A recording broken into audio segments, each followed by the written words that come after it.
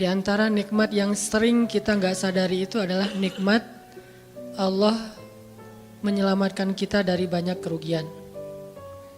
Kalau keuntungan kan kita tahu nih, karena wujud kan.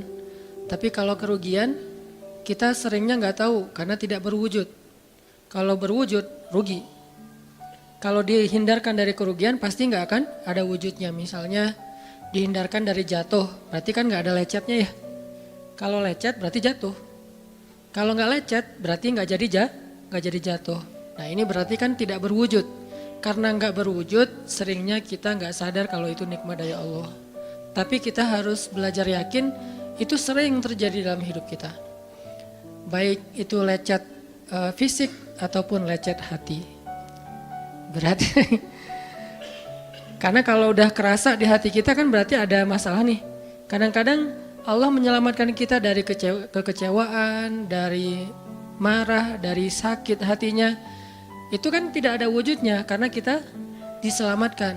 Tapi yakin bahwa sesungguhnya itu juga nikmat dari Allah. Makanya harus tetap bersyukur walaupun kita kadang gak bisa menghitung nikmat Allah. Karena emang gak mungkin menghitung nikmat Allah. Wa in ta'uddu ni'matallah. Gak mungkin kita bisa menghitung nikmat Allah. Gampangnya misalnya coba aja, ada nggak kita yang bisa ngitung jumlah tetes air hujan ketika turun hujan? Itu baru satu nikmat ya, hujan doang nih. Bisa nggak ngitung berapa tetes air hujan yang jatuh ketika kita lagi musim hujan? Atau sekali hujan aja nih, setengah jam berapa tetes? Nggak ada yang bisa ngitung. Itu aja nggak sanggup, apalagi nikmat-nikmat yang lebih besar. Nah jadi tetap walaupun kita nggak sadar nikmat Allah apa, tapi kita pakainya bukan cuma dengan logika. Hidup saya kayaknya gini-gini aja logikanya nih. Tapi kalau kita beriman sebetulnya nggak gini-gini aja. Hidup kita tuh harusnya lebih parah dari ini nih. Hidup kita tuh harusnya banyak masalah. Cuman sebagian besar masalah udah Allah hindarkan. Udah Allah selamatkan kita dari masalah-masalah itu. Cuman dikasih sebagian kecil sebagai pengingat buat kita. Kadang-kadang kalau nggak dikasih masalah sama sekali kita suka jauh dari Allah. Karena Allah kangen. Di antara hadis kangennya Allah kepada kita tuh, Allah kalau kangen kepada hambanya dikasih ujian. Hamba yang kayak gimana? Hamba yang kalau nggak dikasih ujian nggak deket sama Allah. Sehingga kalau Allah kangen sama kita, yang nggak deket sama Allah nih suka lupa sama Allah, Allah kasih kita ujian. Tapi ujian yang dikasih juga ujian yang insya Allah masih ketahan sama kita. Karena Allah gak mau ngasih kita ujian yang mencelakai kita. Kalau itu terjadi namanya bukan ujian, tapi namanya azab. Dan insya Allah orang beriman gak dapat itu. Yang dapat kayak gitu tuh kelasnya udah kelas Firaun, Haman, Korun, Namrud ya.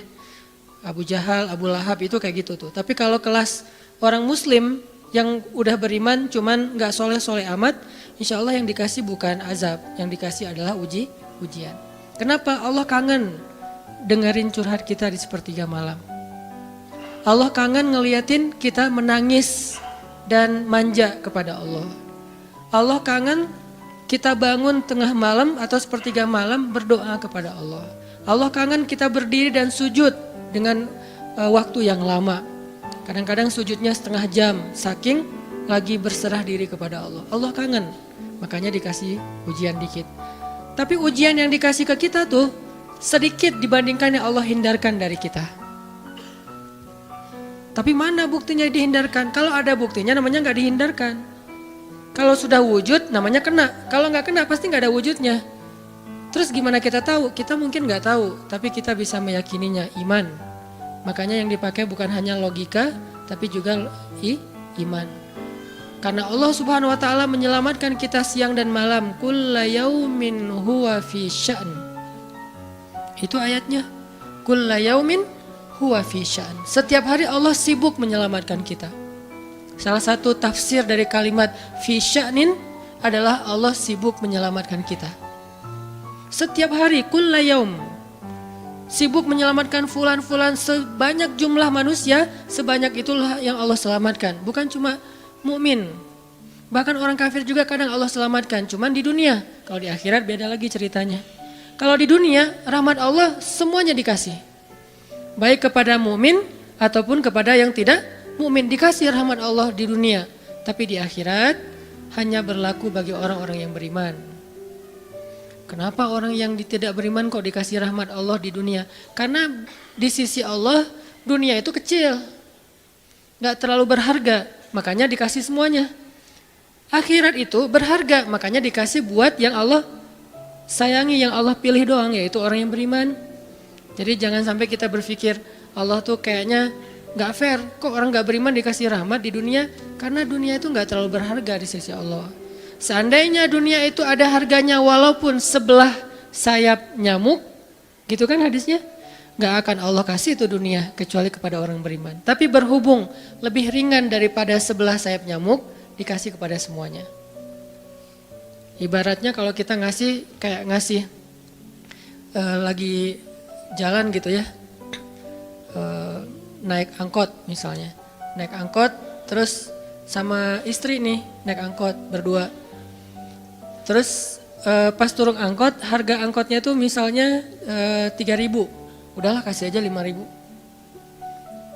Karena 2.000 yang kita kasih, nggak mungkin istri kita komplain. Kemarin aku minta nggak dikasih, nggak akan mungkin kan? Kenapa? Cuma 2.000. Tapi coba ngasih 100.000. Beda tuh. Karena dia sesuatu yang ringan, maka tidak perlu komplain. 2.000 doang, saya juga dikasih lebih dari itu. Harusnya kita sadar bahwa dunia itu 2.000-an. Dunia itu cuma 2.000-an. Nggak terlalu berharga lah. Walaupun tetap butuh, nggak berharga juga butuh. Sehingga ketika ada orang yang tidak beriman dikasih 2.000-an kayak gini, kita yang beriman jangan sirik. Mending saya nggak beriman kalau kayak gitu. Ternyata nggak beriman juga dapat tuh banyak. Nggak banyak, cuma 2.000-an. Dan kita mah dikasih lebih banyak dari itu. Cuman yang dilihat 2.000-nya, bukan yang ratusan ribunya. Ini artinya teman-teman, yuk kita tetap belajar bersyukur kepada Allah. Walaupun kita nggak sadar nikmat Allah itu apa. Kita nggak bisa ngitung dengan logika kita. La tuhsuha, nggak mungkin bisa dihitung dengan logika. Tapi kita masih punya logika iman. Yang kita yakin, kulla yaumin huwa fi sya'n. Setiap hari itu Allah ngasih nikmat buat kita. Setiap hari itu Allah menyelamatkan kita dari banyak masalah. Setiap hari. Bukan pernah tuh dulu gua nyelamatin lo. Enggak. Setiap hari diselamatin. Kita ada orang yang kadang-kadang nyelamatin kita dari satu musibah. Itu kan berjasa dan kita kayak ngingat seumur hidup kan ya. Dianggap kayak orang yang paling berjasa dalam hidup kita. Dulu hampir putus gara-gara dia gak jadi putus gitu. Nyambung lagi dalam bentuk yang halal misalkan ya. Berarti kan dia paling berjasa nih. Kalau gak gara-gara dia nih udah putus tuh. Kalau gak gara-gara dia udah cerai nih. Alhamdulillah gara-gara si fulan, gara-gara ustadz itu, gara-gara teman saya, gara-gara orang tua. Kita yang tadinya hampir bercerai, gak jadi bercerai kan dia berarti berjasa banget dalam hidup kita. Menyelamatkan rumah tangga. Allah menyelamatkan kita dari yang kayak gitu-gituan tuh kulla yaum, setiap hari. Kalau yang belum menikah, setiap hari Allah menyelamatkan kita dari zina. Apalagi kita hidup di zaman fitnah. Apalagi kita hidup di kota besar kayak di Bandung. Yang fitnahnya mungkin lebih besar daripada di desa. Dengan mudah kita bisa terjerumus ke dalam dunia-dunia yang kayak gituan.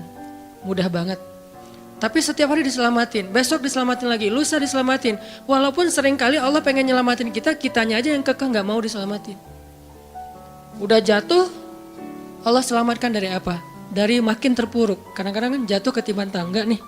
Jatuh doang gak ketiban tangga. Allah selamatkan. Kalau gak diselamatkan 100%, minimal diselamatkan sebagiannya. Supaya kita gak benar-benar hancur. Itu sering.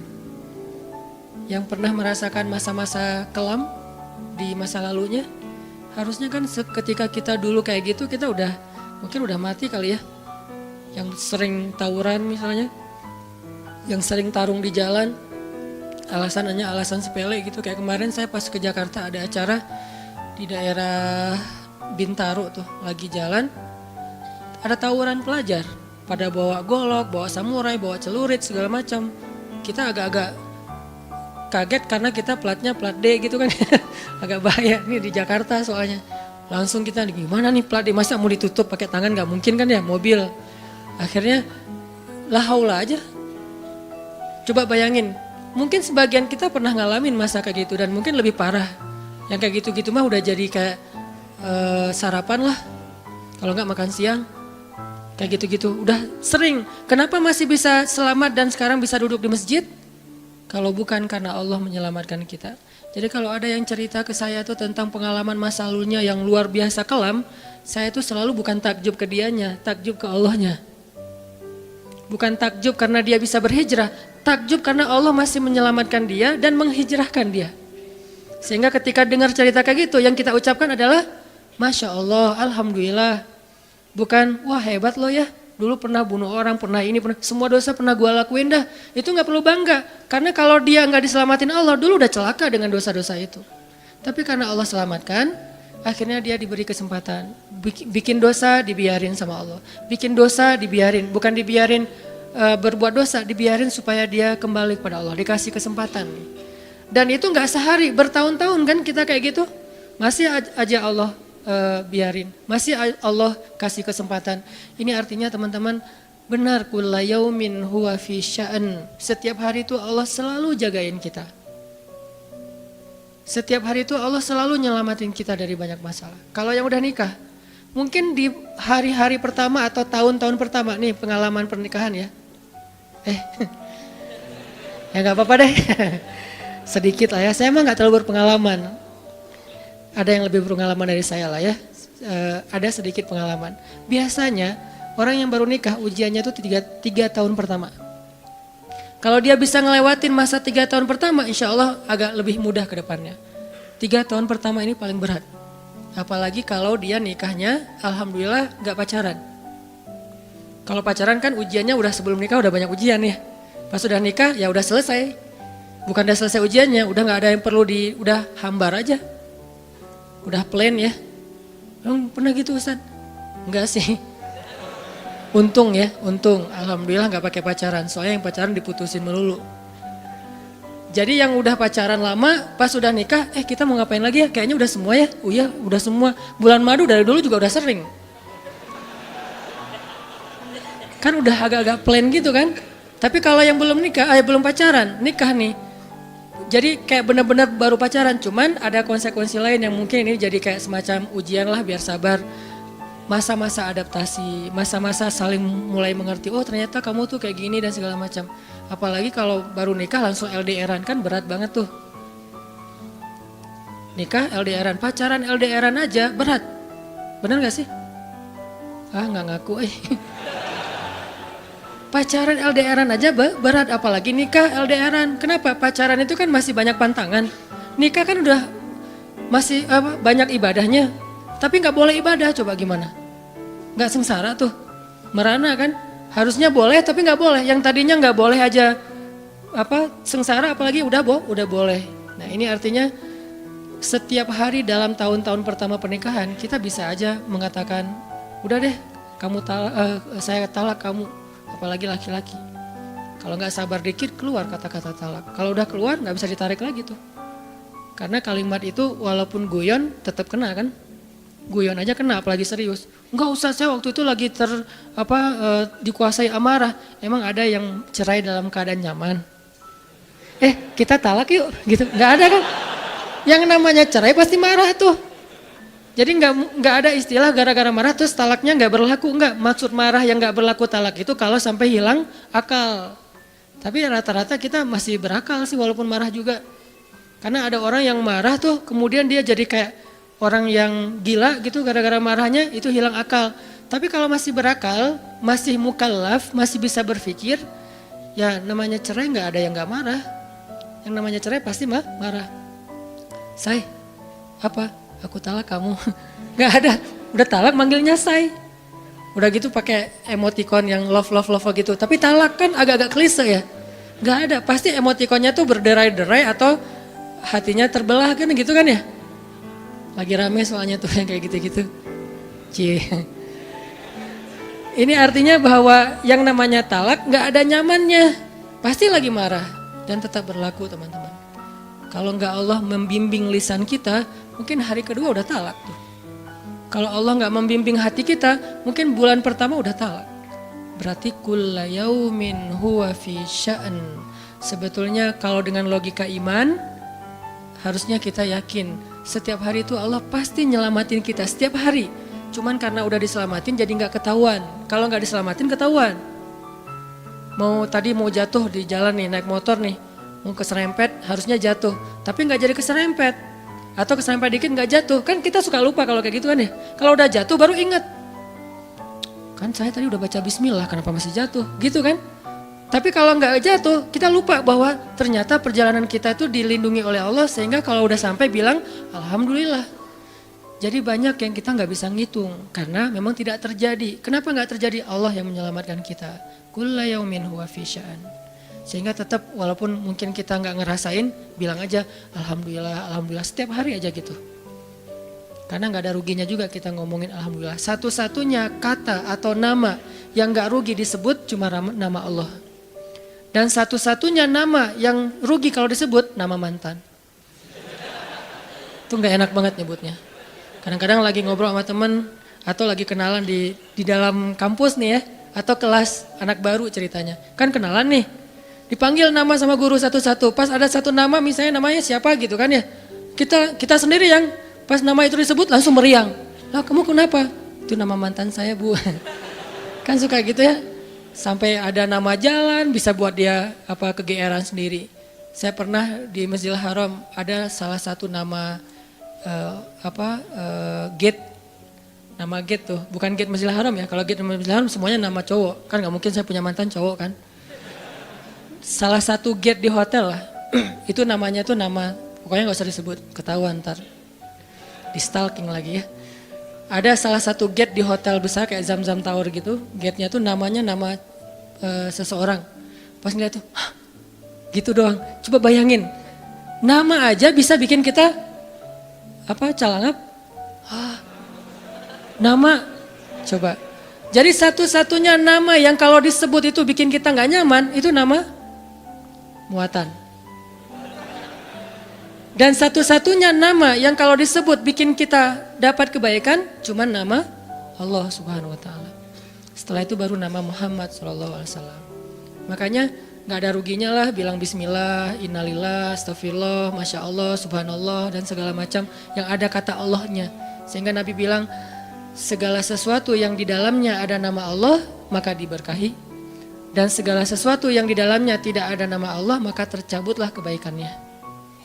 Jadi nggak ada rugi. Sehingga sampai nama orang aja yang paling baik itu adalah Abdullah sama Abdurrahman. Walaupun manggilnya Dul, El. Tapi tetap namanya bagus nih. Abdullah, Abdurrahman. Kepanjangan prolognya. Tapi ada hubungannya. Allah itu kalau kangen sama kita, Allah kasih kita ujian. Makanya jangan bikin Allah ngasih kita ujian kalau kangen. Tapi ngasih kita nikmat. Kenapa Allah kasih kita nikmat? Soalnya kita udah biasa, gak perlu diuji juga, udah tetap setiap malam tuh curhat sama Allah. Bukan pas lagi banyak masalah doang baru curhat. Kalau pas banyak masalah doang baru curhat, berarti pas kita lagi normal, kita lama tuh gak ketemu Allah. Gak pernah miss call Allah, gak pernah japri Allah, gak pernah curhat ke Allah, gak pernah DM. Kan Allah kangen nih, kemana ya dia kok gak pernah DM saya? Kok gak pernah miss call saya? Kok gak pernah japri ke saya? Padahal online-nya sering loh. Tapi kok nggak pernah ke saya, nih online-nya masih apa nih? Kan Allah suka gitu sama hambanya, walaupun dengan analogi sosmed ya. Tapi Allah tuh perhatian banget sama kita, Allah nungguin kita datang. Setelah sekian lama kita cuek sama Allah, tiba-tiba kita baru niat mau datang. Duh, udah lama juga ya saya belum japri ke Allah. Baru gitu doang, belum diketik nih, belum typing. Baru niat doang nih, Allah udah bahagia coba. Allah kok baik banget nih sama kita ya. Seolah-olah Allah butuh kita, padahal nggak sama sekali loh. Ghaniyun Anil alamin, Allah tuh gak butuh kepada siapapun di antara hambanya, gak butuh sama sekali. Tapi kayak seolah-olah Allah tuh yang butuh banget sama kita. Saking baiknya Allah, Allah itu raufun, rahimun, karimun, jawadun, apalagi latifun. Nah latifun Allah tuh sangat pengen dekat sama hambanya, itu Allah. Udah lama pergi nih. Sibuk dengan semua orang dijapri, semua orang dia chat sampai tengah malam chat sama orang lain. Tapi Allah gak pernah dijapri, Allah tungguin. Kalau manusia mungkin kita bisa nyebutnya kayak kesepian gitu. Tapi Allah kan gak mungkin kesepian, tetap aja Allah nungguin seperti orang yang kesepian. Saking kangennya sama kita coba. Begitu kita ada masalah datang ke Allah, Allah nggak bilang giliran sekarang aja lo datang. Nggak kayak gitu Allah. Langsung Allah dekap, langsung Allah ada apa hambaku. Hal min haja, apakah kamu butuh sesuatu? Hal min taib, apakah kamu mau diterima taubatnya? Hal min mustaghfir, apakah kamu mohon minta ampun? Allah tanya kepada kita setiap malam, dicuekin lagi. Datang Allah ke langit dunia. Harusnya kan Allah suruh aja malaikat kasih tahu ke dia supaya berdoa. Enggak, Allah yang langsung turun. Ibaratnya Allah yang ngejapri kita, enggak dirit juga. Setiap malam japri, setiap malam enggak dirit. Padahal online-nya, lasinnya tuh per setiap jam bahkan setiap menit dia online terus. Tapi yang Allahnya enggak dirit, ketimpa lagi tuh. Marahkah Allah? Enggak. Kalau Allah marah, pasti kita udah celaka dari dulu juga. Karena kalau Allah udah marah, maka perhatikanlah kaum-kaum sebelum kalian, kata Allah. Perhatikanlah kaum-kaum sebelum kalian, Ad, Samud, atau tokoh-tokoh sebelum kalian, Firaun, Haman, Namrud, dan seterusnya. Perhatikan kalau Allah udah marah nih. Berarti Allah belum marah sama kita. Tapi jangan sampai batasan waktu yang Allah buat itu kita lewatin, itu bahaya. Karena kalau Allah sudah menentukan waktunya, gak bisa ditolak lagi sama kita.